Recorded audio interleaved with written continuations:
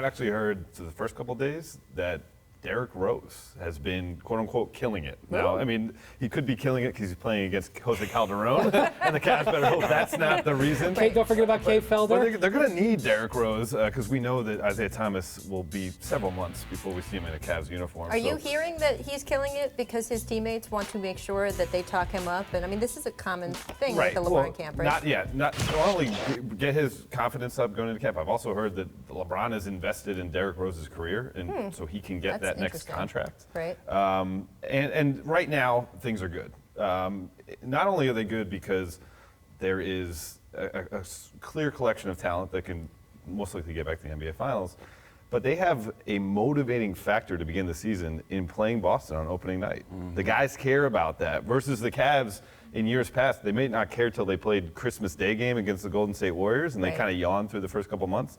They care about opening night against the Celtics. What about sort of the team dynamic, too? Because you were the one who reported this summer that Kyrie didn't really talk to his teammates for stretches of the playoffs, which is amazing.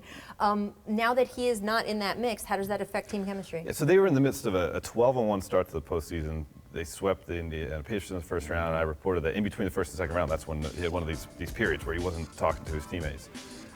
That's when things were supposed to be great. You go through the slog of the regular season for the payoff of the postseason. Kyrie's fantastic. He averaged 30 points in the NBA Finals, single-handedly kind of won a game against the Warriors. But perhaps if you remove that discontent and it's replaced by guys with hunger and drive, a guy like a Derrick Rose, Jeff Green, trying to get up to that level that they haven't reached as a champion, that atmosphere can mean something to everybody moving forward. It doesn't mean that all of a sudden they catch the Warriors, but there is a silver lining to Kyrie Irving leaving town. Yeah, I understand that. I mean, and being around the Cavs, you've been around the Cavs a lot. There was a coolness with Kyrie, but they're going to miss him. I mean, they won a championship with him. They celebrated with him. I mean, I'll never forget this moment last year. I mean, who would have ever thought this was the last game that LeBron and Kyrie would play together? This moment, I was standing there when this happened, and what was going on in this tunnel right now was LeBron telling Kyrie, "We'll be back." Kyrie might have been thinking, "Actually, we won't be." So. Not together. But the Cavs, actually, as you mentioned, I think we'll see a more renewed emphasis in intensity from the start of the season. I actually think that they're still a very strong team. I think they're deeper stack.